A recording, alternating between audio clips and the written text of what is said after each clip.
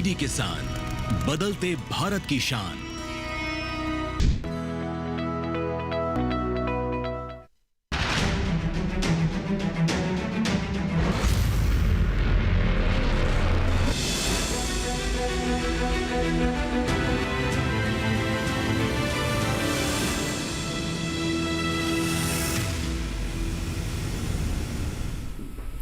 नमस्कार, स्वागत है आपका हेलो किसान में। मैं हूं अंजू सिंह। हेलो किसान एक लाइव फोन इन कार्यक्रम है जिसमें हम कृषि संबंधी विभिन्न विषय आप किसानों के लिए लेकर आते हैं।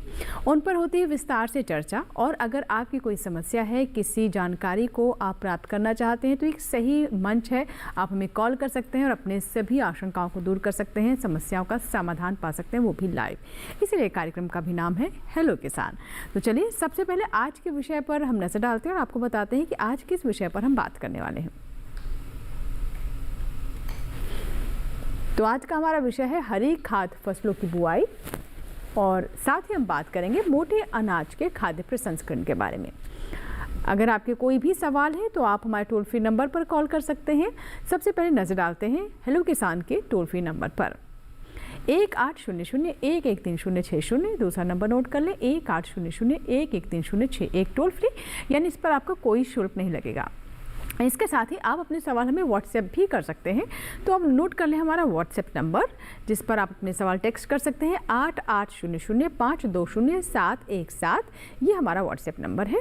और एक और आपको रास्ता बता देते हैं, आप अपने सवाल हमें ईमेल भी कर सकते हैं। तो हमारा ईमेल आईडी नोट कर लें hellokisan2015@gmail.com। ये हमारा ईमेल आईडी है। आगे बढ़े उससे पहले कुछ बातें हम अपने दर्शकों से कहना चाहेंगे जिसका आप विशेष तौर पर ध्यान रखें ताकि कार्यक्रम को हम और सुचारू रूप से चला सकें। पहली बात तो है, जहां भी आप हो तो नेटवर्क क्षेत्र में रहकर ही हमें कॉल करें ताकि आपकी आवाज़, आपकी बात हमें स्पष्ट रूप से सुनाई दे सके। टेलीविज़न को म्यूट पर कर दें, और अगर आप टेक्स्ट मैसेज कर रहे हैं तो कहाँ से हैं, आपका नाम क्या है, और अपनी समस्या को कम शब्दों में बताने का प्रयास करें ताकि हम ज़्यादा से ज़्यादा सवाल और जो आप व्हाट्सएप हमें करेंगे या ईमेल करेंगे उन्हें शामिल कर सकें। अब आते हैं आज के विषय पर। जैसे सबसे पहले हम बात करेंगे हरी खाद की फसलों के बारे में, और साथ ही हमारा दूसरा विषय है मोटे अनाज का खाद्य प्रसंस्करण। तो इससे जुड़े दो खास मेहमान हैं, उनसे आपकी मुलाकात करवा देते हैं। हमारे साथ डॉक्टर वाई शिवे हैं। सर बहुत बहुत स्वागत है। आप प्रधान वैज्ञानिक हैं सस्य विज्ञान संभाग, भारतीय कृषि अनुसंधान संस्थान, पूसा, नई दिल्ली में। तो हमारा जो खाद्य प्रसंस्करण से जुड़ा हुआ जो विषय है उससे जो हमारी जो मेहमान हैं उनसे मुलाकात करवा दें। डॉक्टर नीरज सिंह है, वैज्ञानिक, कृषि विज्ञान केंद्र, एटा, उत्तर प्रदेश से आप हमारे साथ। तो हरी खाद की फसलों की बुआई के बारे में बात करेंगे डॉक्टर शिवे से, और जो खाद्य प्रसंस्करण का विषय है उस पर हमें मदद करेंगी डॉक्टर नीरज सिंह। तो जैसा कि दोनों ही विषय बहुत खास हैं, तो हरी खाद क्यों महत्वपूर्ण है, सबसे पहले हम ये समझ लेते हैं कि हम फसलों की बुआई की तो बात करते हैं, लेकिन क्या खाद के लिए भी हमें किसी तरह की फसलें उगानी चाहिए? हमारे किसान हैं जानते हैं कि ये कितना महत्वपूर्ण होता है। दूसरा, सबसे पहले हम इसी को समझ लेते हैं, हरी खाद वाली फसलें जिसे हम ग्रीन मैन्योर भी कहते हैं, ये कितनी महत्वपूर्ण है? देखिए, आज जो हम अंतर्राष्ट्रीय स्वास्थ्य दिवस मना रहे हैं, और उसके साथ साथ मैं बताना चाहूँगा मृदा स्वास्थ्य भी बहुत ज़रूरी है जी। और मिट्टी की जो हमारी उर्वरता शक्ति है वो घटती चली जा रही है, उसको मेंटेन करने के लिए सबसे अच्छा साधन जो है वो हरी खाद है। और हरी खाद किसे कहते हैं? हरी खाद की कुछ फसलें होती हैं जिनको हम उगाते हैं, और उनको उगाने के बाद में हरी अवस्था में ही मिट्टी के अंदर दबा देते हैं। तो ये दो तरीके की होती है, एक होती है इन सीटू, एक होती है एक्स सीटू। अर्थात किसी फसल को यदि हम जहाँ उगाते हैं वहीं मिट्टी के अंदर मिला देते हैं तो उसको जो इन सीटू बोलते हैं। जी। और कुछ हमारी हरी खाद वाली फसलें ऐसी होती हैं जो थ्रब्स वगैरह होते हैं, जिसमें सूप बबूल वगैरह है, खेत के चारों तरफ, मेंढ के चारों तरफ हम उन्हें लगाते हैं, और उनकी ट्विग्स और पत्तियों को तोड़ के हम लेके आते हैं और खेत के अंदर मिला देते हैं। इसके साथ साथ नीम की भी कुछ पत्तियां, टहनियाँ, ऐसी चीज़ों को यदि हम दूसरी जगह से लाकर खेत के अंदर मिलाते हैं उसको एक्सी टू ग्रीन मैन्योरिंग कहते हैं। तो हरी खाद जो है वो बहुत ज़रूरी है आज की डेट में, क्योंकि जब से ये वन हेल्थ कंसेप्ट आया है जी, यानी कि हम मिट्टी को स्वस्थ रखेंगे तो हम स्वस्थ रहेंगे, उसमें पौधे स्वस्थ होंगे, और पौधे से जो हमारा खाद्य पदार्थ आएगा, चाहे पशुओं के लिए आए चाहे हमारे मनुष्य के लिए आए, वो भी जो खाएंगे स्वस्थ ही रहेंगे। बिल्कुल। और देखिए ये भी एक चुनौती है कि आपको ज़रूर लगेगा कि आप जिन चीज़ों का सेवन कर रहे हैं, आप तो फल खा रहे हैं, सब्जी खा रहे हैं, अच्छे अनाज खा रहे हैं, लेकिन ये ज़रूरी नहीं है कि उतने ही वो पोषक तत्वों से भरपूर हों, क्योंकि पोषण तो तभी होगा ना जब मिट्टी के अंदर पोषण होगा, तभी उन फल और सब्जियों में पोषण आएगा। इसीलिए बहुत आवश्यक है कि मिट्टी की सेहत भी दुरुस्त रखी जाए, उसे और रिच करने का प्रयास किया जाए। और इसमें जो हमारी हरी खाद है वो बहुत महत्वपूर्ण है। तो वो कौन कौन सी ऐसी फसलें हैं, कैसे उनकी बुआई की जाए, कैसे चुनाव किया जाए, इसके बारे में हम आगे और विस्तार से जानेंगे डॉक्टर शिवे से। लेकिन उससे पहले एक रिपोर्ट हमने आपके लिए तैयार की है हरी खाद पर, आइए देख लेते हैं वो।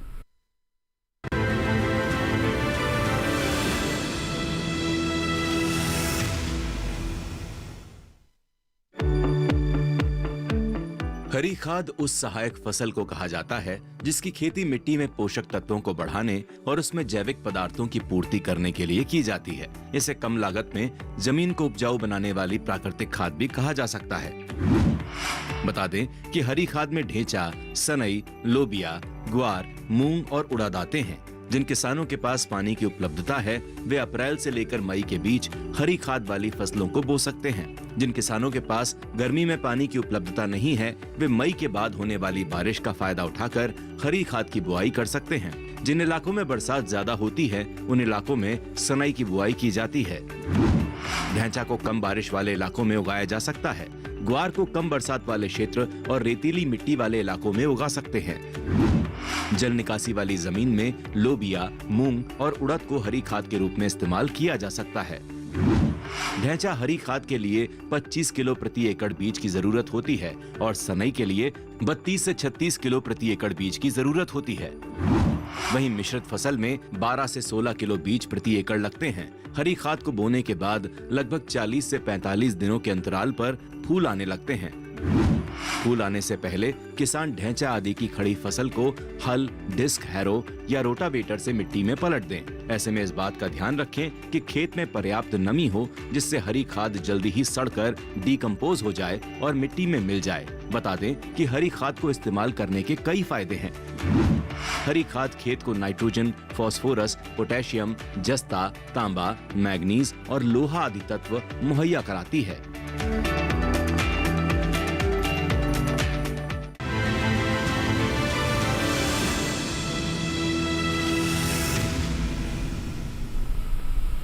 तो ये थे हरी खाद पर हमारी रिपोर्ट।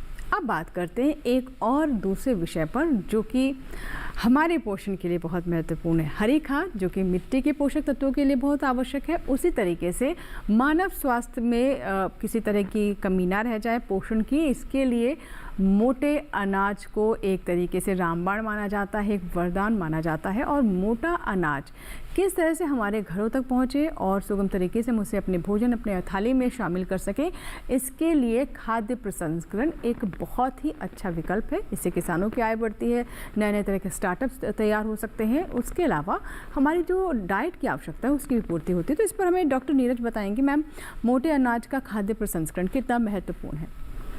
जैसा कि हम आज सभी जानते हैं कि आज हम स्वास्थ्य से संबंधित जी सभी चुनौतियां हमारे देश में और पूरे ही विश्व में चुनौतियां बहुत आ रही हैं।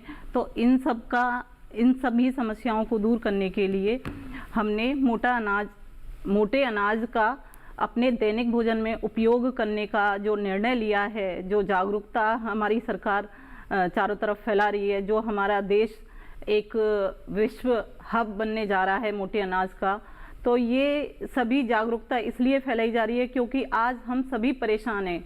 आज बीमारियां हर घर तक, हर गांव तक पहुंच चुकी हैं। तो इनके लिए जो मोटे अनाज हैं, जो मोटा अनाज है ये कई तरीके के होते हैं। जैसे मेजर जो मोटा अनाज है या मेजर मिलेट्स है, इसमें हम रागी है, ज्वार है, बाजरा है।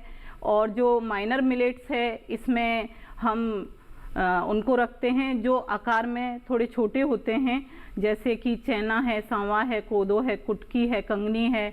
इनके अलावा 2 पोरसो मिलेट्स और होते हैं जिनको हम राजगिरा या कूटू का आटा कहते हैं, जो हम व्रत में उपयोग करते हैं। तो ये सभी मोटे अनाज हैं और इनके बहुत ज़्यादा फायदे हैं मानव शरीर के लिए। और इनका प्रसंस्करण इसलिए करना जरूरी है क्योंकि इनमें कुछ एंटी न्यूट्रिएंट फैक्टर होते हैं।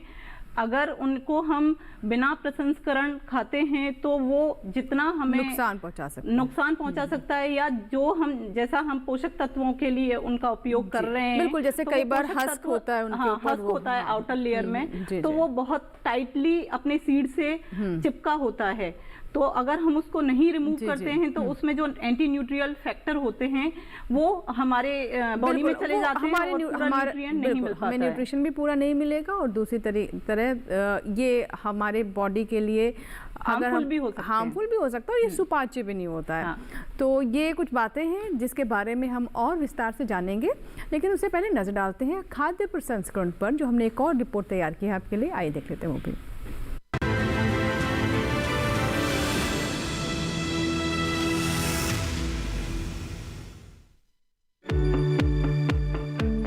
पिछले कई वर्षों में मोटे अनाज से बने खाद्य पदार्थों का चलन काफी बढ़ा है। बता दें कि मोटे अनाजों में बाजरा, ज्वार, रागी, कांगनी, कोदो, कुटकी, चीना, सांबा, brown top millet, teff millet और फोनियो मिलेट आते हैं। मोटे अनाज और इनसे बने उत्पादों की मांग तेजी से बढ़ने का एक बड़ा कारण है कि मोटा अनाज स्वास्थ्य के लिए काफी अच्छा रहता है। इसी को देखते हुए सरकार भी मोटे अनाजों की खेती, इसके प्रसंस्करण और मूल्य संवर्धन पर जोर दे रही है, जिससे किसानों की आमदनी में भी इजाफा हो रहा है। मोटे अनाजों का प्रसंस्करण करके आप कई तरह के उत्पाद बना सकते हैं। जौ, बाजरा और रागी से बिस्किट, चिप्स और नमकीन बना सकते हैं। मोटे अनाज से छोटे बच्चों के लिए भी भोजन बनाया जा सकता है। मोटे अनाज में मूल्य संवर्धन करके इनसे रोटियां भी बनाई जा सकती हैं। ज्वार से चॉकलेट, मफिन्स, पानी पूरी, बर्फी और समोसा बना सकते हैं। तो बाजरे से मुठिया, लड्डू और रागी से बालूशाही और पकौड़ी बनाई जा सकती है। कोदो मिलेट नूडल्स, ज्वार ब्रेड, ज्वार फ्लेक्स, रागी केक, कोदो मिलेट कुकीज, बाजरा और रागी फ्लेक्स जैसे उत्पाद भी बाजार में उपलब्ध हैं। मोटे अनाजों से बने ये उत्पाद स्वाद में तो अच्छे होते ही हैं, साथ ही ये हमारी सेहत के लिए भी काफी फायदेमंद रहते हैं। महिलाओं में अक्सर आयरन, कैल्शियम और फॉलिक एसिड की कमी पाई जाती है, लेकिन सेहतमंद संतान के लिए मां को बेहतर पोषण मिलना जरूरी है। ऐसे में महिलाओं में इन कमियों को दूर करने के लिए मोटा अनाज एक सस्ता और अच्छा साधन है। इसके अलावा मोटे अनाजों में जिंक, विटामिन ए, डी, ई और मैग्नीशियम भी भरपूर मात्रा में होता है, जो हमारी रोग प्रतिरोधक क्षमता को बढ़ाने में मदद करते हैं।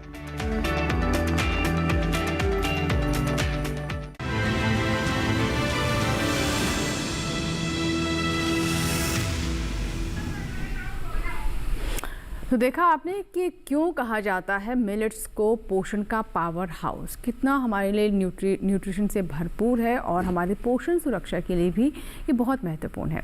अगर आप भी खाद्य प्रसंस्करण से जुड़ा हुआ कोई स्टार्टअप करना चाहते हैं या फिर आप किसान हैं और आप चाहते हैं कि आप अपने खेतों में उगने वाले मोटे अनाज को प्रसंस्कृत कर अच्छे भाव पर बेचें, इसके लिए आप क्या कर सकते हैं, ये सभी जानकारी आपको आज के कार्यक्रम से मिलेगी। आप कॉल भी कर सकते हैं इसे। और दूसरा जो हमारा विषय है जिसके बारे में हमने कार्यक्रम की शुरुआत में बताया, यानी हरी खाद, वो हमारे मिट्टी के पोषण को और बेहतर करते हैं। तो सर अब सब शुरुआत यहीं से करते हैं कि किस किस तरह की हरी खाद और मौसम के अनुसार जो सीजन है उसके अनुसार भी हमारे दर्शक जानना चाहेंगे कि इस वक्त के लिए कौन कौन सी अच्छी हरी खाद की फसलें हैं। हाँ देखिए, इस समय जो हरी खाद लगा सकते हैं, ढैंचा है, सनई है, ये दो प्रमुख हरी खाद होती हैं जिनको हरी खाद के रूप में किसान उपयोग में ला सकते हैं। लेकिन इसके साथ साथ मैं ये भी बताना चाहूँगा, बहुत से किसान भाई बहन जो ये सोचते हैं यदि मैं हरी खाद लगाऊंगा तो मुझे आर्थिक लाभ क्या होगा। तो यदि वो आर्थिक लाभ भी लेना चाहते हैं और ग्रीन मैन्योरिंग भी करना चाहते हैं तो फिर वो मूंग बीन है, उर्द बीन है, काउपी है, ग्वार है, इसका इस्तेमाल कर सकते हैं, ताकि फलियाँ तोड़ने के बाद में जो अवशेष बचता है उसको मिट्टी के अंदर मिला सकते हैं और हरी खाद का रूप में उपयोग में ला सकते हैं। लेकिन ढैंचा और जो सनई है इसको तो केवल हरी खाद के रूप में ही उपयोग में लाते हैं। लेकिन इसका ये फायदा है, इसमें बहुत बायोमास होता है और बायोमास अधिक होने के कारण जो इसमें न्यूट्रिएंट का रिसाइकलिंग बहुत ज़्यादा होता है। नाइट्रोजन है, फास्फोरस, पोटास है, micro nutrient, zinc, manganese, copper, iron, ये सारे पोषक तत्वों की रिसाइकलिंग बहुत अच्छे ढंग से होती है। और मैं किसान भाइयों को ये बताना चाहूँगा, जो जीवांश पदार्थ है मिट्टी का वो आत्मा मानी जाती है, एलेक्सर ऑफ सॉइल कहते हैं उसको। यदि हमको आत्मा को जीवित रखना है तो ऑर्गेनिक जीवांश पदार्थ हमको मिलाना ही होगा मिट्टी के अंदर, चाहे जो हरी खाद के रूप में मिलाएं, चाहे हम फार्म यार्ड मैन्योर के रूप में या वर्मी कंपोस्ट के रूप में। तो ऐसा करने से जो है हमारे जीवाणु जो है सक्रिय हो जाते हैं, और जीवाणु जो है वो मिट्टी की उर्वरा शक्ति का द्योतक माने जाते हैं। यदि हमारे अर्थवर्म में बैक्टीरिया, फंजाई, एक्टिनोमाइसीट, माइसीट्स ये बहुत ऐसे ढंग से काम करते हैं, तो ऐसा माना जाता है मिट्टी जो बहुत उपजाऊ है। तो हरी खाद जो है बहुत ही जरूरी है, और ये हरी खाद के रूप में यदि आप केवल आर्थिक रूप ना देखें, बल्कि ये देखें कि मिट्टी की उर्वरता शक्ति बढ़ रही है, पानी सोखने की क्षमता बढ़ रही है, न्यूट्रिएंट हमको अगली फसल में जो भी लगाएंगे, हम धान लगाएं, मक्का लगाएं, ज्वार लगाएं, बाजरा लगाएं, तो कम देने की जरूरत पड़ेगी। तो इस तरीके से जो है देखने की जरूरत है, और इकोसिस्टम सर्विसेज जो सॉइल की हैं वो भी बढ़ जाती हैं। तो ओवरऑल होलिस्टिक वे में मैं ये कह सकता हूँ कि हरी खाद जो है बहुत ही जरूरी है। बिल्कुल, हरी खाद बहुत ही ज़रूरी है। और हमारे कार्यक्रम के आज के पहले कॉलर नंद स्वरूप मिश्रा जी हमारे साथ जुड़ रहे हैं उत्तर प्रदेश के बाराबंकी से। नंद स्वरूप जी स्वागत है सर आपका हेलो किसान में, बताएं क्या प्रश्न है। नमस्कार सर, मेरा नाम नंद स्वरूप मिश्रा है बाराबंकी जी। मैं जानना चाहता हूँ जो हमारी हरी खाद होती है, तो हरी खाद हमें कब लगाना चाहिए? ये जब हरी खाद तैयार होती है तो कब हमें खेत में मिलाना चाहिए, और उसके साथ कौन सी प्रक्रिया करनी चाहिए जिससे वो पड़ जाए? उसके अलावा मैं एक चीज और जानना चाहता हूँ, इतना गर्मी का सीजन आ रहा है मई जून में, तो ये जो गहरी जुताई का है ये हमारे खेतों का कितना बड़ा लाभ मिलता है, इससे हमारी मिट्टी कितनी मजबूत होती है?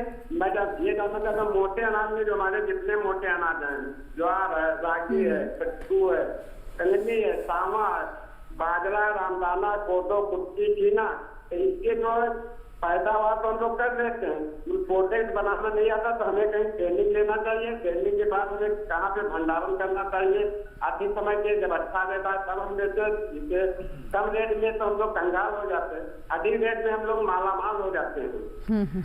हाँ नंद स्वरूप जी, आप काफी जागरूक किसान है, मैं समझता हूँ। बिल्कुल बिल्कुल, बहुत जागरूक किसान काफी कांटेक्ट करते हैं आप। बहुत अच्छा सवाल आपने पूछा है कि हमको हरी खाद कब लगाना चाहिए, क्या सावधानियां रखनी चाहिए, कब जुताई करनी चाहिए उसकी। तो हरी खाद का जो है इस समय जैसे ही हमारे खेत खाली होते हैं, यदि किसी ने आलू लगाया है, खेत खाली हो गया तो हरी खाद लगा देनी चाहिए। या हमारा गन्ना काट लिया है, गन्ना काटने के बाद में, या हमारा जो है अभी गेहूं भी कट रही है, चना है, मटर है, मसूर है, सरसों है, ये सब फसल जैसे जैसे खेत खाली होता चला जाता है वैसे वैसे यदि आपके पास में पानी का प्रबंध है तो आप जो है पलेवा करके, प्री सोइंग इरिगेशन करके और हरी खाद लगा सकते हैं। अब बात आती है कि आपको कैसे लगानी चाहिए। जैसे मैंने बताया कि हरी खाद यदि आप सनई या ढैंचे की लगा रहे हैं तो उसको जो है रेजिडुअल फर्टिलिटी के ऊपर ही उगाया जाता है, उसमें कोई हमको पोषक तत्व देने की जरूरत नहीं है। तो लगभग जो है 1 हेक्टेयर के हिसाब से, चाहे सनई लगाएं चाहे ढैंचा लगाएं, 50 किलोग्राम बीज प्रति हेक्टेयर के हिसाब से जरूरत पड़ती है। और इसको जो है पलेवा करके सीधा सीड ड्रिल के माध्यम से लाइनों में बोएंगे तो अच्छा होगा। और ऐसा इसलिए बताता हूं मैं क्योंकि यदि छिड़काव विधि से बोएंगे तो कुछ बीज ऊपर रह सकता है और वो जमेगा नहीं, और गर्मी पड़ रही है तो लाइनों में लगाएं, सीधी से लगाएं तो ज्यादा अच्छा रहेगा। और लगभग जो है ये 6 सप्ताह से लेकर 8 सप्ताह के अंदर जो फसल जो है तैयार हो जाती है मिट्टी के अंदर मिलाने के लिए। पहले जो है उसको आप पाटा लगाकर मिट्टी के ऊपर फैला लें, और जब मिट्टी के ऊपर फैल जाए तो फिर डिस्क या हैरो से उसको जो है चॉप करके मिट्टी के अंदर मिला दें। और जब मिलाने के बाद में फिर दूसरी फसल जब बोएं लगभग 15 दिन बाद बोना चाहिए, जब ताकि जो है आपकी अवशेष जो भी आप मिट्टी के अंदर मिला रहे हैं हरी खाद का वो अच्छे ढंग से गल सड़ जाए। तो ये सावधानी रखने की जरूरत है आपको। जी जी बिल्कुल। तो चलिए इसी के साथ ही हमें यहाँ पर एक छोटे से ब्रेक ले रुकना होगा, लेकिन ब्रेक के बाद जब वापस आएंगे तो हम खाद्य प्रसंस्करण पर बात करेंगे कि किस तरीके से हमारे किसान फसलों का चुनाव कर सकते हैं, किन किन फसलों का कैसे खाद्य प्रसंस्करण करना चाहिए और इसमें किस तरह के विकल्प हैं। साथ ही हम हरी खाद पर भी बात करेंगे कि हरी खादों जो कि हमारी मिट्टी की पोषक तत्वों को बढ़ाती है, उसके पोषण के लिए, उसके पोषण प्रबंधन के लिए क्या करना होगा। फिलहाल छोटा सा ब्रेक।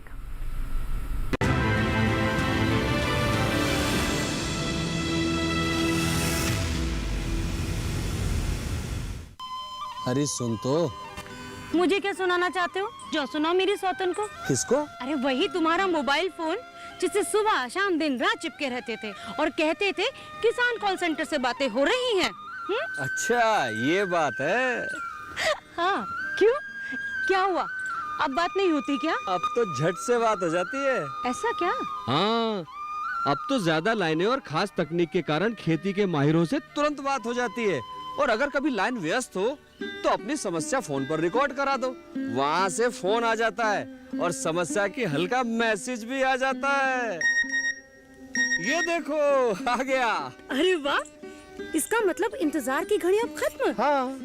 तभी मैं सोचूं कि आजकल मुझ पर इतना प्यार क्यों आ रहा है। कृषि संबंधी समस्याओं का अपनी भाषा में तुरंत हल पाने के लिए पूरे भारत में किसी भी फोन से हेल्पलाइन नंबर पर संपर्क करें। किसानों का दोस्त किसान कॉल सेंटर।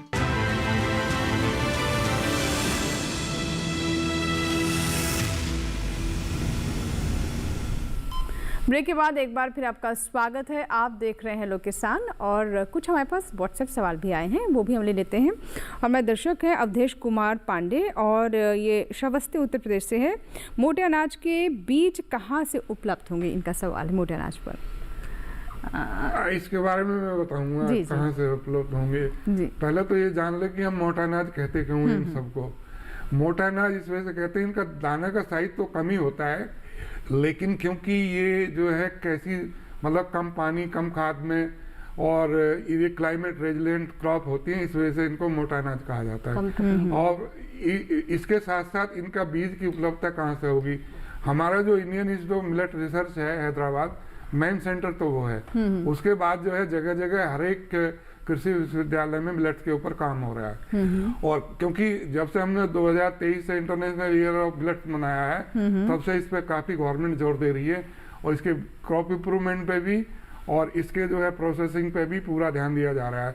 तो आप यदि आपके नज़दीक जो भी यदि कृषि विज्ञान केंद्र हो या कृषि विश्वविद्यालय हो, और विशेषकर ये बिहार में मैंने देखा, बिहार एग्रीकल्चर यूनिवर्सिटी में वहाँ पे बहुत बड़ा प्रोजेक्ट चल रहा है, मेगा प्रोजेक्ट चल रहा है। वो इंडियन इंस्टीट्यूट ऑफ मिलेट्स के साथ साथ, और जो हमारा इक्री सेट है, इसके साथ में कोलैबोरेशन में एक जॉइंट प्रोजेक्ट चल रहा है, वहाँ भी सीड बना रहे हैं। तो सीड जो है आप इन जगह से ले सकते हैं। जी मैम, आप भी कुछ बताना चाह रहे थे। हाँ, जैसे कि इसमें सर ने बताया कि हम किस किस संस्था से इसको ले सकते हैं, लेकिन इसमें क्या है कि आप इसमें जो बायो फोर्टिफाइड वेराइटी हैं, जैसे कि आप हैदराबाद से धनशक्ति आप एक वेराइटी है जिसको पोषण तत्वों से और ज्यादा रिच बनाया गया है, धनशक्ति, उसको आप हैदराबाद से ले सकते हैं। और बाकी स्टेट जो डिपार्टमेंट होते हैं एग्रीकल्चर के, वो भी सभी जगह अभी वितरित कर रहे हैं। जी। तो वहां पर जाके आप संपर्क कर सकते हैं और वहां से भी आप बीज उपलब्ध कर सकते हैं। और आप बीज सिलेक्ट करते टाइम ये ध्यान रखें कि उन्नत किस्मों के ही बीज लें, ताकि वो आपके लिए ज्यादा उपयोगी हो, उनका प्रोडक्शन ज्यादा हो, जिससे कि आपकी आय में वृद्धि हो सके। जी सर, अब मैं आपसे जानना चाहूँगी कि बीज की बात चली रही है, तो अगर हम जो हरी खाद की फसलें उनके बीज की बात करें तो वो कैसे हाँ, देखिए हरी खाद की फसलों के लिए यदि बीज का इस्तेमाल करना चाहते हैं, किसान भाई बहन खरीदना चाहते हैं, तो ढैंचे की बहुत ज़्यादा वैरायटी नहीं है। ढैंचे की जो है पंजाब ढैंचा 1 करके बहुत अच्छी वैरायटी है, इसका चुनाव कर सकते हैं। इसको पंजाब कृषि विश्वविद्यालय से ले सकते हैं, लुधियाना से, और NSC नेशनल सीड कारपोरेशन से भी इसका बीज मिल रहा है। और हमारे हर एक स्टेट गवर्नमेंट जो है प्रमोट कर रही है ग्रीन मैन्योरिंग को, ढैंचे को, वो भी जो कोऑपरेटिव सोसाइटीज हैं उनके माध्यम से भी इसका बीज दे रहे हैं। अब आती है सनई की बात। सनई में भी बहुत ज़्यादा वैरायटीज नहीं है, लेकिन हरी खाद के लिए जो नरेंद्र सनई 1 करके है, ये बहुत अच्छी किस्म है। इसका स्वास्तिका है एक दूसरी वैरायटी, और एक K12 करके आती है, उसका या T6, ये कुछ किस्में हैं जिनका चुनाव कर सकते हैं। एक अंकुर भी होती है। तो ये जो मैंने किस्में बताई हैं ये सनई के लिए हैं, इनका चुनाव कर सकते हैं। लेकिन नरेंद्र सनई 1 करके बहुत अच्छी किस्म है, इसका बायोमास भी बहुत अच्छा होता है, और लगभग जो है प्रति हेक्टेयर के हिसाब से ये 20 से 25 टन प्रति हेक्टेयर के हिसाब से इसका फ्रेश बायोमास होता है, और 4 से 5 टन हमारा जो है ड्राई मैटर होता है। तो बहुत अच्छा बायोमास आता है, इनका चुनाव कर सकते हैं। लेकिन बीज को लेने के लिए या तो आपको कृषि विश्वविद्यालय से संपर्क करना पड़ेगा, या जो है आपको हमारे नेशनल सीड कारपोरेशन जो है NSC, उसके माध्यम से आप बीज प्राप्त कर सकते हैं। अब बात आती है कि मतलब हम डुअल पर्पज की कुछ ग्रीन मैन्योरिंग लेना चाह रहे हैं, जिसमें मूंग बीन है, उर्द बीन है, काउपी है, या हमारी ग्वार है। तो इसके लिए भी बहुत सारी किस्में हैं। आप जो आर्थिक रूप से बीज भी ले सकते हैं और हरी खाद के रूप में भी, जैसे SML 668 करके है, SML 832 है, SML 1115 है, पूसा, हमारी पूसा की है, पूसा विशाल करके, ये किस्में हैं। IPM -2-3 करके वैरायटी है, बहुत अच्छी है, कानपुर की निकली हुई है। IPDM 139 है। तो ये कुछ किस्में हैं। ये पंत मूंग 5 है, इनका चुनाव कर सकते हैं। और काउपी लगाना चाह रहे हैं तो काउपी की पूसा कोमल करके एक किस्म आती है, उसकी फलियां तोड़ के बाजार में बेच सकते हैं, सब्जी खा सकते हैं, और बाद में जो अवशेष बचता है उसको मिट्टी के अंदर मिला सकते हैं। पूसा सुकोमल करके एक दूसरी किस्म है, इसका चुनाव कर सकते हैं। ये बहुत सारी किस्में हैं, लेकिन इनका बीज जो है आपको प्रमाणिक संस्था से ही लेना चाहिए, विशेषकर नेशनल सीड कॉर्पोरेशन से या कृषि विश्वविद्यालय से, पूसा से इनका बीज प्राप्त जी। कर सकते हैं। अच्छा सर, अब एक कॉलर है चंद्र प्रकाश जी, उनसे हम जल्दी से बात कर लेते हैं, फोन लाइन पर हैं। चंद्र प्रकाश जी, स्वागत है आपका हेलो किसान में, बताएं क्या सवाल है। हेलो जी जी मैम, जी बताएं सवाल बताएं अपना। मैम नमस्कार मैम। कानपुर से आप? हाँ जी जी जी जी मैम, हमारा फूड प्रोसेसिंग को लेकर के सवाल है कि आप यहाँ जो है वो रागी वगैरह की जो प्रोसेसिंग होती है, इसकी प्रशिक्षण कब ऑपरेट होते हैं और हमें कैसे इसकी इंफॉर्मेशन मिलेगी, कोई नंबर या कुछ? क्योंकि हमारे यहाँ कानपुर में जो है केवीके बना हुआ है, लेकिन यहाँ कोई ट्रेनिंग नहीं होती है। जानना नहीं चाहते कि आपके यहाँ ट्रेनिंग कब होती है और कैसे हम उस तक पहुँच सकते हैं। ठीक है, बहुत अच्छा सवाल है चंद्र प्रकाश जी, और हम पूछते हैं उससे पहले आपने पूछ लिया, हमारा काम और आसान कर दिया आपने।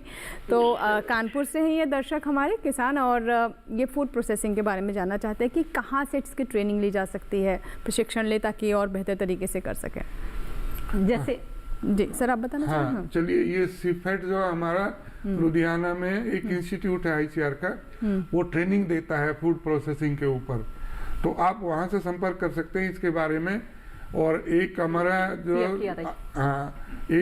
है central agriculture engineering research institute है भोपाल में, वहाँ से आप संपर्क कर सकते हैं, वहाँ भी इसकी ट्रेनिंग दी जाती है फूड प्रोसेसिंग के। उत्तर प्रदेश नहीं, आपको थोड़ा उत्तर प्रदेश से बाहर जाना पड़ेगा ट्रेनिंग लेने के लिए, तभी जो है आपको थोड़ी अच्छी ट्रेनिंग मिलेगी। और वहाँ पे जो हमारे जितने भी प्रसंस्करण के पदार्थ बनाए जाते हैं, वहाँ अच्छे ढंग से 1 महीने की ट्रेनिंग देते हैं वो।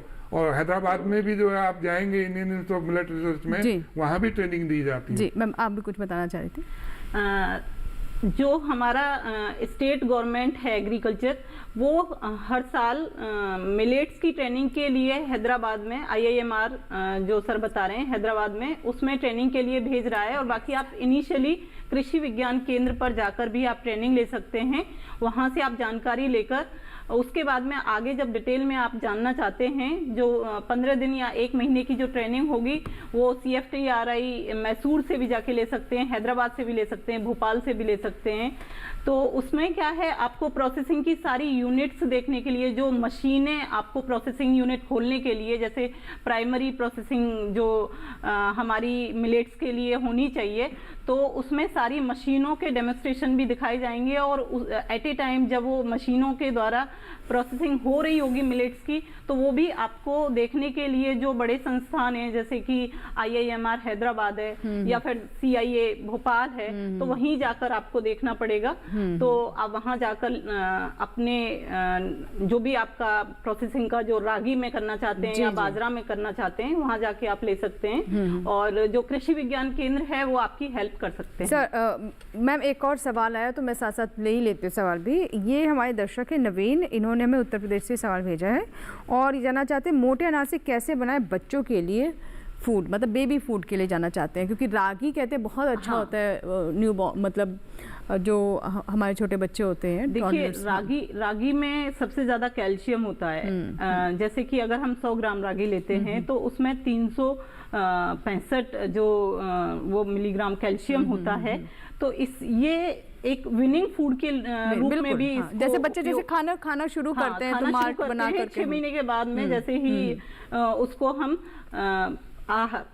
पूरक आहार के रूप में देना स्टार्ट कर सकते हैं उनको। तो उसमें क्या है, वो रागी का माल्ट बनाया जाता है, उसमें रागी को 5 से 6 घंटे तक भिगोया जाता है ताकि जो एंटी न्यूट्रिएंट फैक्टर है वो उसका कम हो जाए। और उसमें क्या है कि फर्मेंटेशन से उसका न्यूट्रिशन वैल्यू और इंक्रीज हो जाए। तो उसके बाद में उसको क्या है कि आप उसके बाद में उसको आप इस तरीके से अपने बच्चे को आप विनिंग फूड बना के आप यानी खिला जैसे सकते ही हैं। आहार हम इंट्रोड्यूस करते हाँ, हैं बच्चों को, हाँ। तो ये बहुत ही रिच, रागी को तो हम अक्सर देखते हैं कि रागी से बने कई प्रोडक्ट भी बाजार में रहते हैं और हमारे दर्शक भी ये जानना चाह रहे हैं। फिलहाल इसी के साथ ही यहाँ पर एक छोटे से ब्रेक का वक्त है। ब्रेक के बाद भी चाहे वो खाद्य प्रसंस्करण हो या फिर हरी खाद से जुड़ी बात हो, अगर आपको कोई सवाल हो तो हम तक ज़रूर पहुँचाएँ, अभी भी समय बाकी है। फिलहाल छोटा सा ब्रेक।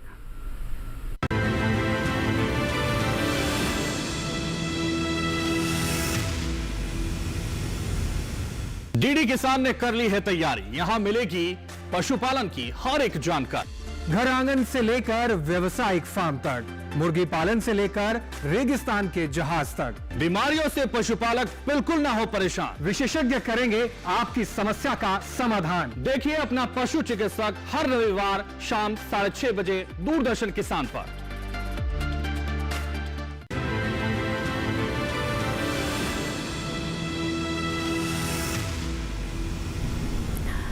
ब्रेक के बाद एक बार फिर आपका स्वागत है। आप देख रहे हैं हेलो किसान और आइए बातचीत को आगे बढ़ाएं। उससे पहले एक दर्शक है, विपिन है, जिन्होंने हमें सागर मध्य प्रदेश से कॉल किया। विपिन जी से बात कर लेते हैं। जी विपिन जी बताइए क्या सवाल है। विपिन जी क्या मुझे सुन पा रहे हैं आप? हेलो जी नमस्कार विपिन जी, बताइए क्या सवाल है। मेरे दो सवाल है। पहला सवाल ये था कि जो हरी खाद की बुआई है, जैसे ढैंचा बुआई करते हैं तो कितने दिनों में इसका मतलब तैयार हो जाएगी। और दूसरा ये भी जानना था कि इसमें जो हमारे खेतों के आसपास वृक्ष लग रहे थे कई प्रकार की, क्या उनकी पत्तियां भी इसमें शामिल कर सकते हैं और कौन सी पत्तियां नहीं शामिल करनी चाहिए। और दूसरा सवाल ये था कि मोटे अनाजों का प्रसंस्करण है, जो खाद्य प्रसंस्करण, जो लोग दुकान खोलते हैं नाश्ते की या फिर किसी भी तरह की शॉप है, तो मैम जानना ये चाह रहे थे कि उसमें अगर वो लोग स्टीम की मोटे अनाजों की मतलब चीजों को अगर शामिल करें तो क्या वो टेस्टी होंगे, जो जिस तरीके से मैदा या अन्य चीजों की, मतलब हेल्दी तो है। ठीक है स्वाद, हाँ उसको मतलब लोग ज्यादा पसंद करते हैं स्वाद को। ठीक है विपिन जी, बहुत ही अच्छे सवाल है और 3 सवाल हैं, दोनों विषय से जुड़े। तो सर पहले तो हरी खादें जानना चाहते हैं कि कितने दिनों में ये तैयार हो जाती है। जैसे इन्होंने कहा कि ढैंचा बोना चाहते हैं, मैं बताना चाहूँगा यदि आप ढैंचे की फसल को अच्छी हरी खाद के रूप में उपयोग करना चाहते हैं तो 6 से 8 वीक में ये तैयार हो जाती है। तो 6 से 8 वीक से ज़्यादा नहीं होना चाहिए इसको, लगभग तो 2 महीने से तो बिल्कुल ज़्यादा नहीं होना चाहिए। तो ये उपयुक्त समय होता है जब फ्लावरिंग होती है, तो उस समय मिट्टी के अंदर जो है इसको मिला दें और चॉप करके, यदि हमारे पास में डिस्क वगैरह है, हैरो वगैरह है, तो उससे चॉप करके मिट्टी के अंदर मिला देंगे, बहुत अच्छा परिणाम मिलते हैं। दूसरी बात इन्होंने कही है कि जो मैंड के चारों तरफ, खेत के चारों तरफ ये बुशेस वगैरह होते हैं, क्या उनकी पत्तियां ट्विक्स को भी यूज कर सकते हैं। बिल्कुल, मैंने शुरू में बताया था कि उसको हम एक्सी2 ग्रीन मैन्योरिंग कहते हैं। विशेषकर सुबबुल की पत्तियों को, ट्विक्स को तोड़कर चॉप करके हम दूसरे खेत में ले जा कर मिलाते हैं, तो उसको हम हरी खाद के रूप में उपयोग कर सकते हैं। इसके साथ साथ हमारी नीम वगैरह की भी पत्तियों को और ट्विक्स को तोड़ कर चॉप करके मिला सकते हैं। तो ये कुछ ऐसी चीज़ें हैं जिनको हम खेत का भी यूज नहीं करते, लेकिन दूसरी जगह जो बुशिस है उनको ला के चॉप करके मिला सकते हैं, तो ये हरी खाद के रूप में उपयोग होती हैं। बिल्कुल।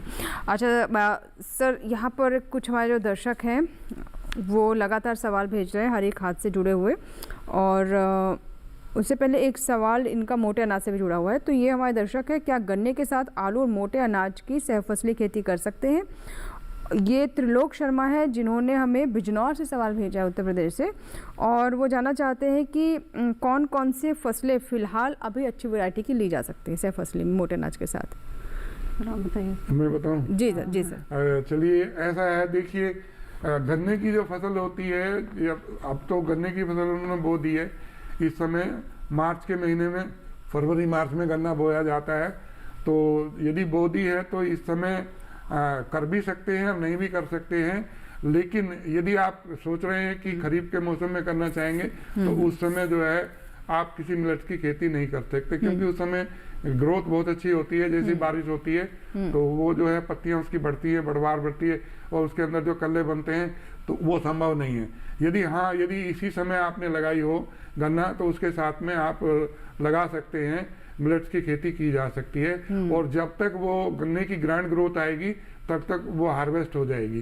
तो अभी यदि गन्ना लगाया आपने तो अभी सहफसली खेती के रूप में उगा सकते जी। सर, जैसे हमारे विपिन थे दर्शक सागर से, तो उन्होंने एक और सवाल पूछा था, वो मैं आपसे पूछने वाली थी कि एक तो हुई कि जो आपने हरी खाद वाली फसलें उगाई, लेकिन उनका ये था कि खेत के आसपास जो पेड़ पौधे हैं क्या उनके पत्ते भी, मैंने बताया अभी फिर दोबारा रिपीट कर देता हूँ, जैसे सुबबुल वगैरह खेत के चारों तरफ लगाते हैं, मेंढ के चारों तरफ लगाते हैं, या हम नीम वगैरह भी लगाते हैं, और दूसरे हम बुशिस लगाते हैं, तो उनकी पत्तियों को ट्विग्स को तोड़ के और फिर उनको चॉप करके हम हरी खाद के रूप में इस्तेमाल करते हैं। उसको हम एक्सिटिव ग्रीन मैन्योरिंग कहते हैं, अर्थात दूसरी जगह उगा के मेन खेत के अंदर ले जाके हरी खाद के रूप में। जी मैम, अब ये है कि खाद्य प्रसंस्करण तो हम कर लेंगे मोटे अनाज के, लेकिन अक्सर हमारे दर्शकों और किसानों के मन में भी ये सवाल उठता है कि उसका टेस्ट डेवलप होना, क्या वो उस तरह की चीज़ें, क्योंकि हम बताते हैं कि पास्ता है, नूडल्स है, इडली डोसा, बहुत तरह की चीज़ें आप मिलेट से बना सकते हैं, तो क्या उससे हम उस स्तर तक स्वादिष्ट बनाने में कामयाब हो रहे हैं खाद्य प्रसंस्करण से? जैसे कि विपिन जानना चाहते थे कि क्या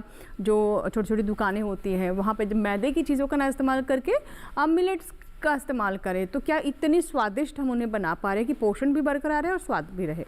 बिल्कुल बनाया जा रहा है इसको। ये 200 से ज़्यादा इसके स्टार्टअप भी हैं, और ये जो पास्ता या फिर सेलिबल्स जो चाउमीन है, इन सभी तरीके की वैरायटियां, बिस्किट है, जो भी आप नाश्ते के उपयोग में आप लेना चाहते हैं, वो अभी सभी ready to eat, ready to cook, ready to use इस तरीके से डेवलप किया जा रहा है। और जैसे कि आपका सवाल है कि मैं एक दुकान पर क्या इस तरीके का मैं ये मोटे अनाजों के प्रसंस्करण का कार्य स्टार्ट कर सकता हूँ। देखिए, इसके लिए आपको जो प्राइमरी प्रोसेसिंग है, इसके लिए आपको यूनिट खोलना बहुत ज़रूरी है, क्योंकि इसको आप घर पर इसके हस्क को नहीं हटा सकते हैं। इसके लिए केंद्र सरकार और राज्य सरकार दोनों ही ऐसी योजनाएं चला रहे हैं जिसका आप उपयोग करके आप यूनिट खोल सकते हैं। उसके बाद में जब प्राइमरी आपकी प्रोसेसिंग कंप्लीट हो जाएगी, प्राइमरी प्रोसेसिंग में आपका आता है पत्थर निकालना, छानना, बीनना, और उसके बाद में आटा तैयार करना, ग्रेडिंग करना उसका। तो ये पहले क्या है, आमतौर पर महिलाएं अपने हाथों से करती थी, तो श्रम और समय दोनों ज़्यादा लगता था, इसलिए इसको क्या किया है, अब यही प्रोसेसिंग को हम क्या कर रहे हैं, डेवलपमेंट ज़्यादा हो, इसलिए हम मशीनों के ऊपर जा रहे हैं। मशीनीकरण में इसके सभी ये जितने भी प्राइमरी प्रोसेसिंग हैं बहुत अच्छे तरीके से हो रहा है। और उसके बाद में जो सेकेंडरी प्रोसेसिंग है, जिसमें कि हम उत्पाद बनाते हैं, तो उत्पाद जो बनाते हैं तो ये बहुत टेस्टी बनाए जा रहे हैं। तो अभी आप जैसे कि CII भोपाल में आप जाके देखेंगे तो जो मोटे अनाज हैं उसके प्रसंस्करण काफ़ी हैं, और वो टेस्टी भी हैं, और वो न्यूट्रिशन से भरपूर भी हैं। तो इस तरीके से बनाना बिल्कुल पॉसिबल है, लेकिन आपको उसके लिए ट्रेनिंग लेना अनिवार्य है, तभी आप उसको कर सकते हैं, क्योंकि इसकी प्रोसेसिंग जो है वो टफ है थोड़ा। और उसके बाद में अन्य आप अनाजों के साथ में इसको मिक्स करके इसके टेस्ट को इम्प्रूव कर सकते हैं। ठीक है, बिल्कुल। और ट्रेनिंग के बारे में पहले हम पूरी जानकारी दे ही चुके हैं। अब सर मैं हरी खाद पर आना चाहूँगी। हरी खाद को किस किस तरह से इस्तेमाल किया जाए ताकि पूरा उसका पोषण मिले? एक तो आपने बताया कि उसको इन सीटू है और एक्स सीटू के बारे में बताया, लेकिन और क्या किसी तरीके से हम इसका थोड़ा सा और बेहतर इस्तेमाल किया जा सकता है? हाँ, देखिए, बेहतर इस्तेमाल यही है कि जैसे मिट्टी की उर्वरता शक्ति घटती चली जा रही है और खेत हमारे खाली हैं और पानी का साधन आपके पास उपलब्ध है, चाहे वो कैसा भी है, कैनाल का है, चाहे ट्यूबवेल है, पंप सेट है। तो यदि पानी उपलब्ध है तो आप अपने खेत को खाली मत रखें। खेत खाली रखेंगे तो उसमें जो है गर्मी पड़ने की वजह से जो है हमारा जो ऑर्गेनिक कार्बन कंटेंट मिट्टी के अंदर है वो जो है उड़ जाता है और वातावरण में CO2 के रूप में उड़ जाता है। तो इससे अच्छा है कि कार्बन सिक्वेस्ट्रेशन करने के लिए जो हमारे खेत खाली हैं तो उसमें आप हरी खाद जरूर लगाएं। हरी खाद में भी आप चुनाव कर सकते हैं कि आपको कुछ दाना भी लेना है, तो फिर आप मूंग बीन, उड़द बीन, काफी और ग्वार लगा सकते हैं। दाना नहीं लेना, केवल हरी खाद ही उपयोग में लानी है। और उसके साथ साथ जो खरपतवार भी बहुत आते हैं हरी खाद में, तो जो अगली फसल लगाते हैं हम उसमें खरपतवार भी कम आते हैं। तो इसलिए जो है आप जो भी खेत खाली है उसका सदुपयोग करने के लिए पानी 2 से 3 पानी उपलब्ध है, तो ढैंचा जरूर लगाएं, सनई जरूर लगाएं और उसको सही समय पर बिजाई करें। और बिजाई करने के बाद में बहुत ज़्यादा पानी मत दें, 20 से 25 दिन बाद पहला पानी दें और दूसरा पानी जो है 40 से 45 दिन बाद दें। और करीब जो है जब 8 सप्ताह की हो जाए तब उसको मिट्टी पे पाटा लगा के फैला देना चाहिए और फिर हैरों से उसको जुताई करके मिट्टी के अंदर मिला देना चाहिए। और ये भी ध्यान रखना चाहिए कि लगभग जो है 2 सप्ताह का टाइम बीच में इंटरवल का हो आपको इनकॉर्पोरेशन के बाद में दूसरी फसल लगाने के लिए। जी जी, तो ये चीज ध्यान रखनी बिल्कुल। एक सवाल है मैम, ये खाद्य प्रसंस्करण से जुड़ा हुआ है, अंकुर सहाय आजमगढ़ उत्तर प्रदेश से, और इनका सवाल है कि इस समय कौन कौन से मोटे अनाजों की खेती की जा सकती है और मोटे अनाजों के खाद्य प्रसंस्करण से संबंधित सरकार की कोई योजना है तो उसका लाभ कैसे ले सकते हैं? देखिए, जैसे कि IIMR जो है वो 20 लाख तक का आपको प्रोसेसिंग यूनिट खोलने के लिए लोन देती है। उसके बाद में आपके RKVY है और राज्य सरकार की भी कई ऐसी योजना हैं और उद्यान विभाग आपके स्टेट में जिला स्तर पर होगा, वहाँ जाकर आप बाकी पूरी योजना के बारे में जानकारी ले सकते हैं और वो आपका प्रोजेक्ट बनाकर भी सबमिट कर देंगे, जिससे कि आपको पैसा मिल जाएगा और पैसा मिलने के बाद में आप उस अपनी यूनिट खोल पाएंगे। और क्या क्वेश्चन था सर? हाँ, कि कैसे किस तरह की सरकार की योजनाओं का लाभ लिया जा सकता है? हाँ, सरकार की क्या क्या योजनाएं हैं जो इसको सब्स्टिट्यूट कर रही हैं प्रोसेसिंग के लिए? जैसे कि जो प्रोसेसिंग में मिनिस्ट्री भी कई तरीके की आपकी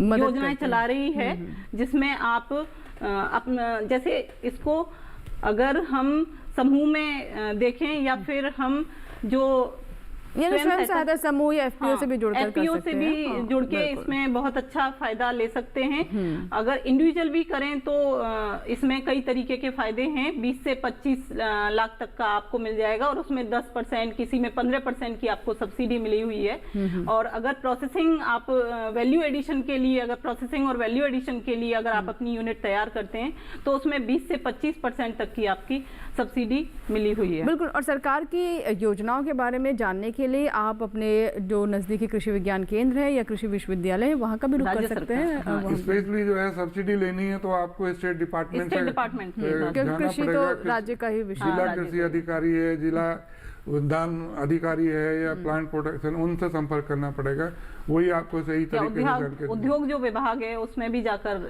जानकारी ले सकते हैं। बिल्कुल। जी जी जी, बिल्कुल। अब सर मैं आपसे जानना चाहूँगी कि ये जो हम हरी खाद का इस्तेमाल करते हैं, कहते हैं ये एक तरह का मल्च भी होता है।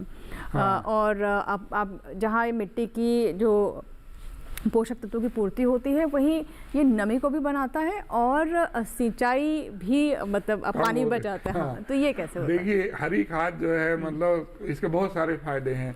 ये तो हरी खाद लगाते हैं तो जो भी खरपतवार हैं जो मेन सीजन में उगने चाहिए थे खरीफ के में, वो रबी में इसी सीजन में उग जाएंगे। और उसके साथ साथ जो है मिट्टी के अंदर जब हम मिलाते हैं तब वाटर होल्डिंग कैपेसिटी बढ़ जाती है हमारी मिट्टी की, पानी को अवशोषण की क्षमता बढ़ जाती है। इसके साथ साथ जो हमारे अवेलेबल न्यूट्रिएंट हैं वो भी बढ़ जाते हैं। अवेलेबल न्यूट्रिएंट क्यों बढ़ जाते हैं? क्योंकि यदि हम अवशेष मिट्टी के अंदर मिलाते हैं तो हमारे बैक्टीरिया, फंजाई, एक्टिनोमाइसीट और जो भी हमारे दूसरे माइक्रोफ्लोरा फोना है, इंक्लूडिंग जो हमारे अर्थवर्म्स हैं, केचुए कहते हैं, तो उनकी मात्रा बढ़ जाती है और वो मिट्टी को जो है एक तरीके से बहुत अच्छी बना देते हैं। और उसके अंदर इसके साथ साथ जो हम हरी खाद के बाद में दूसरी फसल लगाते हैं तो उसमें कम से कम हमको 50 से 60 किलोग्राम नाइट्रोजन कम देने की जरूरत पड़ती है और फास्फोरस की उपलब्धता बढ़ जाती है। और इसके साथ साथ जो है हमारे लिए ये भी हो जाता है, उत्पादन लागत में कमी आ जाती है। उत्पादन लागत में कमी क्यों आ जाएगी? क्योंकि एक तो हमारे जो है कम पानी देना पड़ेगा, कम पोषक तत्व देने पड़ेंगे और हमारा कम खर्चा होगा खरपतवार नियंत्रण में। तो इस तरीके से जो है ये तो विन विन सिचुएशन है फार्मर्स के लिए कि एक तरीके से मिट्टी की उर्वरता शक्ति बढ़ा रहे हैं और दूसरी तरफ जो हम अगली फसल बोएंगे उसमें हमारा उत्पादन लागत कम हो जाएगी। जी जी, तो हर तरह से फायदे ही फायदे, बस आवश्यकता ये है कि जो अच्छी हरी खाद की फसलें हैं उनका चुनाव करें और किस तरीके से आप उन्हें ज़्यादा से ज़्यादा अपनी लाभकारी बना सकते हैं फसल के लिए, खेत के लिए, ये भी आज के कार्यक्रम में हमने आपको बताया। अब मैं आपके पास आना चाहूँगी कि खाद्य प्रसंस्करण कहते हैं मोटे अनाज के, लेकिन ये हमारी परंपरा से जुड़ा हुआ है। खाद्य प्रसंस्करण या प्रोसेसिंग की बात तो हम अब करें, लेकिन हम जानते हैं कि सत्तू है और अचार है, ये एक तरह का प्रसंस्करण ही है जो हम करते आ रहे हैं। तो वो खासतौर पर महिलाएं जो घरों में है और कुछ काम भी करना चाहते हैं, तो श्री अन्न का प्रसंस्करण किस किस प्रकार से कर सकते हैं ताकि उन्हें कुछ आर्थिक लाभ भी हो और वो अपने पोषण को भी सुनिश्चित कर सकें? जैसे कि हम ये जो मोटा अनाज है कोई आज का अन्न नहीं है, ये बहुत सबसे ज़्यादा पुराना अनाज है जिसको पारंपरिक तरीके से हम उगाते थे और खाते और अपने भोज्य पदार्थ में भी इसका उपयोग करते थे। तो इसमें जो पुराने समय में जो इसकी प्रोसेसिंग है तो उसमें क्या पत्थर निकालना और उसके बाद में उसको छानना, थ्रेसिंग से उसके भूसा को हटाना, ये सब कूटना और उसके बाद में उसको आटा बनाना या दलिया बनाना, ये सब हाथों से किया जाता था। तो आज हमारे घर में मशीनें भी हैं, जैसे कि ग्राइंडर है, तो उसका उपयोग भी हम कर सकते हैं। जैसे हम ज्वार या बाजरा या रागी, इनका क्या है, हस्क जो आउटर लेयर है ये बहुत ज़्यादा टाइट अपने सीड से कोटेड नहीं होता है, जुड़ा नहीं होता है। तो इसमें क्या है कि इसको थ्रेसिंग और जो प्राइमरी प्रोसेस है उसमें आसानी से ये हट जाता है इसका आउटर लेयर। तो रागी, ज्वार और बाजरा, इन तीनों का ही हम अपने घर में डेली उपयोग जो हम खाना बनाने में करते हैं उसमें हम कर सकते हैं। जैसे कि ज्वार की रोटी बना सकते हैं, ज्वार का हम दलिया बना सकते हैं, ज्वार का हम हलवा बना सकते हैं, पकौड़ा बना सकते हैं, और जैसे बाजरा है, बाजरे का सलाद बना सकते हैं, रायता बना सकते हैं।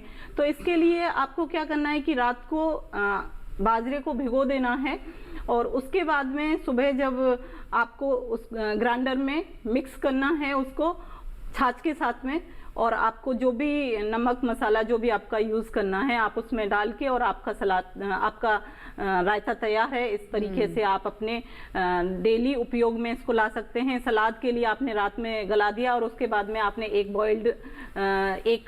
बॉयल लगवाया और सुबह आप इसको क्या है सलाद के रूप में भी उपयोग कर सकते हैं। और मिलिंग, इसका जो ये मिलिंग है, इसमें जो आटा बनाना, मतलब पत्थर इसके बाजरे का आटा बनाना, इस तरीके से आप लड्डू बना सकते हैं कि ज्वार का, बाजरे का लड्डू बना सकते हैं। लड्डू बना के पैकिंग करके इसको क्या है कि आप मार्केट में पहुंचा सकते हैं, अंकुरित करके भी आप मार्केट में पहुंचा सकते हैं। बहुत तरह के विकल्प है, बहुत तरीके भी अच्छी आय महिलाएं अर्न कर सकती हैं। जी जी, तो बहुत तरह के विकल्प हैं। महिलाएं घर में रहकर अपने, अब सिर्फ ऐसा नहीं कि बाजार के लिए तैयार करें, आप इसका खुद भी सेवन करें, क्योंकि हम जानते हैं कि हमारे देश में महिलाएं अपने स्वास्थ्य को लेकर बिल्कुल भी सजग नहीं रहती हैं और उनमें खून की कमी पाई जाती है। और ये जो मोटा अनाज है ये आपके लिए बहुत लाभकारी है, बहुत सारे न्यूट्रिएंट से भरा हुआ है, जो एक कुपोषण की समस्या है उसे भी ये दूर करता है। फिलहाल यहाँ पर एक और हम छोटा सा ब्रेक लेंगे, कहीं मत जाएगा, चाहे बात हरी खाद की हो या फिर मोटे अनाज की। कुछ और सवाल लेंगे छोटे से ब्रेक के बाद।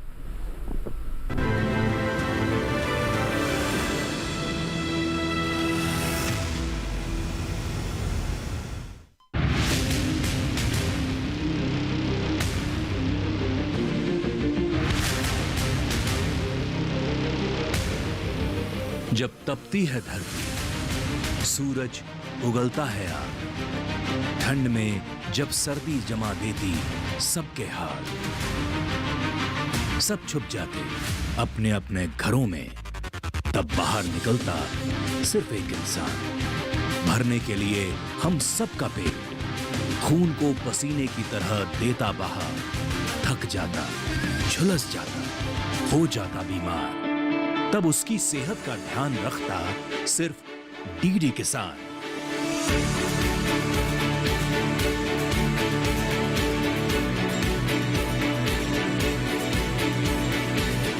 देखिए स्वस्थ किसान शनिवार शाम 6 बजे लाइव, सिर्फ दूरदर्शन किसान चैनल पर।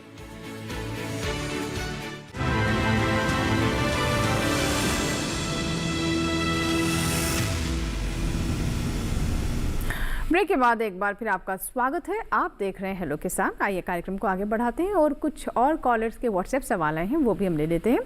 सर, हमारे दर्शक हैं, इनका नाम है अवनीश त्यागी और ये हमारे दर्शक हैं गाजियाबाद उत्तर प्रदेश से।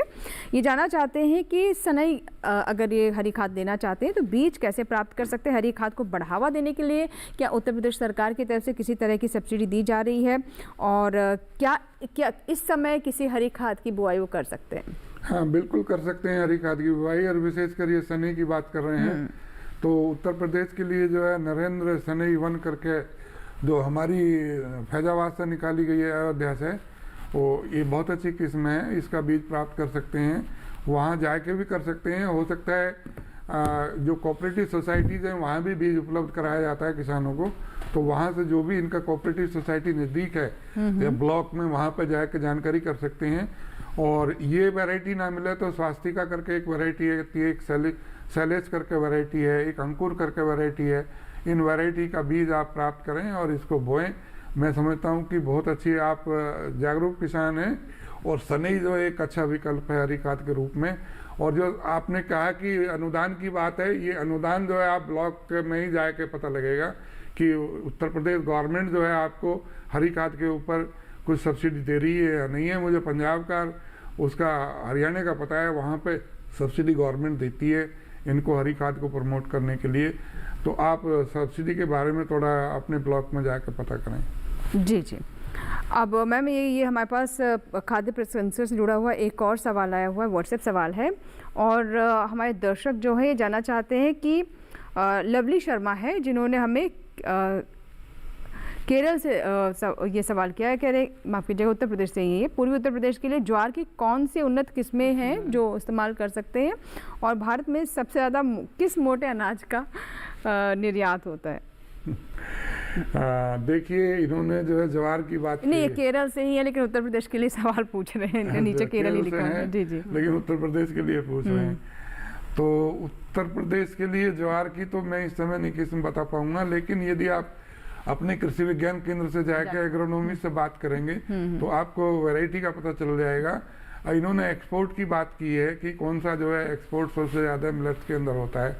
मिलेट्स में हमारा रागी का एक्सपोर्ट काफ़ी होता है, बाजरे का भी, ज्वार बाजरे का भी एक्सपोर्ट काफ़ी होता है। लेकिन ज़्यादातर जो एक्सपोर्ट होता है वो कर्नाटक से होता है और कर्नाटक में ही मिलेट ज्यादा होते हैं। होने को तो सभी जगह होते हैं, लेकिन उड़ीसा में, कर्नाटक में, जैसे राजस्थान से है, राजस्थान से बाजरा का एक्सपोर्ट ज्यादा होता है, बाजरे का होता है राजस्थान में उसका होगा, रागी का महाराष्ट्र में अच्छा होता है, केरल में। ये अलग अलग प्रदेश में अलग अलग उससे जो है जो 5 लिटिल मिलेट है उनका केरल में ज्यादा उत्पादन होता है। जी जी बिल्कुल। अब सर मैं आपसे जानना चाहूंगी, क्योंकि हम हरी खाद पर भी बात कर लेते हैं। हरी खाद जो हमारी मुख्य फसलें होती है, सारा फोकस तो हमारा उन पर ही होता है। हरी खाद उसे सपोर्ट करने के लिए करते हैं, एक फसल लेते हैं, लेकिन क्या इनके लिए भी हमें कुछ सावधानी बरतने की ज़रूरत है? इनकी बढ़वार अच्छी हो, अच्छी हरी खाद हो, इसमें किन बातों के बारे में आप बताना चाहेंगे? हाँ, देखिए, मैं ये बताना चाहूँगा, अच्छी पैदावार लेने के लिए हरी खाद की बहुत ज़रूरी है कि आप जो है सूखे में ना बोएं, पलेवा करके ही खेत को तैयार करके और लाइनों में सोइंग करें। जब गर्मी पड़ती हुई होती है तभी हरी खाद को बोया जाता है। एक सावधानी तो ये है। दूसरी सावधानी ये है, यदि आप रात को बीज भिगोएंगे और सुबह उसको फरेरा करके तब बोएंगे तो जर्मिनेशन अच्छा होगा। एक दूसरी सावधानी ये है। तीसरी ये है, यदि आप फास्फोरस का इस्तेमाल करते हैं हरी खाद के रूप में, हरी खाद में जैसे धने या ढैचे के अंदर, फिर आपको अगली फसल में फास्फोरस देने की ज़रूरत नहीं है। और थोड़ा यदि फास्फोरस इसमें यदि मिल जाता है 30 से 40 किलोग्राम प्रति हेक्टेयर के हिसाब से, तो इसका बायोमास अच्छा होता है और जड़ों के अंदर ग्रंथियाँ अच्छी बनती हैं। एक बात ये होगी। और दूसरी बात ये है कि पानी जो है बहुत ज़्यादा देने की ज़रूरत नहीं है।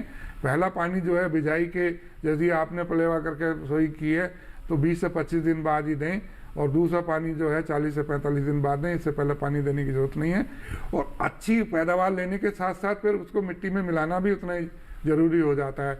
विशेषकर जहाँ हम धान लगाते हैं तो धान लगाने से पहले हमको मिट्टी के अंदर मिला लेना चाहिए, और मिलाने के पडलिंग करने के लगभग, जैसे पानी भर दिया हमने, उसको गलना सड़ना देना चाहिए और करीब जो है 12 से 15 दिन तक सड़ना देना चाहिए, और तब जो है फिर पडलिंग करके तब ट्रांसप्लांटिंग करनी चाहिए।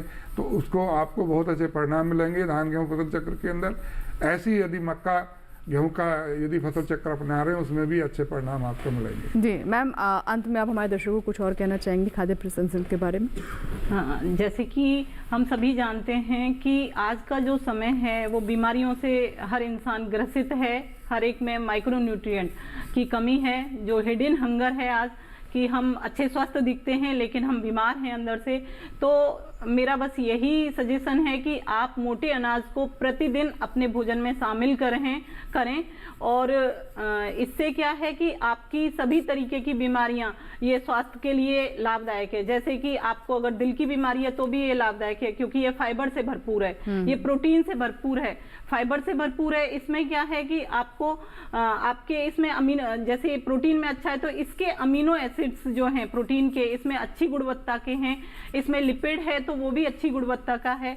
तो आप जो मोटे अनाज हैं इस तरीके से, जैसे रागी है वो कैल्शियम से भरपूर है, इसको आप बिल्कुल बिल्कुल, यानी इसे आप ज़्यादा से ज़्यादा अपने भोजन में शामिल करें, अपनी थाली का हिस्सा बनाएं। और इसके लिए हमारे वैज्ञानिक, हमारे किसान लगातार कार्य कर रहे हैं ताकि ये अब बेहतर फॉर्म में, मतलब ऐसी स्थिति में हो जिन्हें आप आसानी से पका सकें। और एक जैसे कहते हैं ना कि आप दाल चावल रोटी रोज़ाना खाते हो, उसी तरीके से मिलेट को भी उसमें शामिल करें। मिलेट की रोटी ले और मिलेट से बनी और भी अन्य तरह की चीज़ें हैं जिन्हें आप शामिल कर सकते हैं ताकि आपका पोषण भी बेहतर हो। और जैसे आप राइस की जगह जो चावल हम डेली खाते हैं इसकी जगह हम सावा खा सकते डेली का उपयोग में ला सकते हैं। इसका क्या है कि ये टेस्ट में भी अच्छा है। जी जी जी, इसका डेली उपयोग करेंगे, ये प्रोटीन में भी अच्छा है और फाइबर में भी अच्छा है। जी बहुत बहुत शुक्रिया आप दोनों मेहमानों का स्टूडियो में आने के लिए। और हमारे साथ डॉक्टर नीरज थी और वाई सिवे जी। सर बहुत बहुत शुक्रिया, आप दोनों विषय पर इतने विस्तार से आपने जानकारी दी। तो ये था हमारा आज का हेलो किसान। अगर आप हमारा कार्यक्रम यूट्यूब पर देखना चाहते हैं या फिर अपने सवाल हम तक पहुंचाना चाहते हैं या फिर अगर आप अगले कार्यक्रम का विषय जानना चाहते हैं तो थोड़ी देर और रुकें। आइए सबसे पहले हम नज़र डालते हैं हमारे अगले अंक का विषय क्या होने वाला है हेलो किसान का। तो अगले अंक का हमारा विषय आपको बता दें, बेमौसमी हरे धनिया की खेती। और साथ ही हम बात करने वाले हैं जो हमारा नेक्स्ट एपिसोड होगा ग्रीष्मकालीन मूंग एवं उड़द की खेती के बारे में। और आप अपने सवाल हमें पहले भी पहुंचा सकते हैं, तो यही नंबर है हेलो किसान का टोल फ्री नंबर जो कि कार्यक्रम के बाद भी आपके लिए उपलब्ध रहेगा। और ईमेल भी कर सकते हैं hellokisan2015@gmail.com। Toll free number note कर लें, टोल फ्री नंबर है 1800-113060। ये हमारा टोल फ्री नंबर है। सोमवार से शनिवार सुबह 6 बजे से रात 10 बजे के बीच आप इस पर कॉल कर सकते हैं, अपने सवाल रिकॉर्ड करवा सकते हैं। और अगर आज का कार्यक्रम फिर से आप देखना चाहते हैं, कोई जानकारी ठीक से आप नहीं सुन पाए, नोट नहीं कर पाए, तो अब आप हमारा ये QR कोड नंबर देख लें। ईमेल ID तो आप जान चुके हैं और ये हमारा YouTube ID है @DD किसान चैनल, जिसे आप सर्च कर सकते हैं या फिर इस QR कोड को स्कैन करके YouTube पर हेलो किसान कार्यक्रम देख सकते हैं। आज के एपिसोड भी और पुराने भी हेलो किसान के एपिसोड आपके लिए उपलब्ध हैं। हमें पूरी उम्मीद है कि आज के कार्यक्रम में जो जानकारी इन दोनों विषय से जुड़ी हमने आप तक पहुँचाई है, इनसे हमारे किसान ज़रूर लाभान्वित होंगे। और चाहे बात मोटे अनाज के प्रसंस्करण की हो या फिर हरी खाद की, दोनों ही विषय बहुत महत्वपूर्ण हैं। फिलहाल दीजिए इजाज़त, लेकिन आप बने रहें दूरदर्शन किसान के साथ। नमस्कार।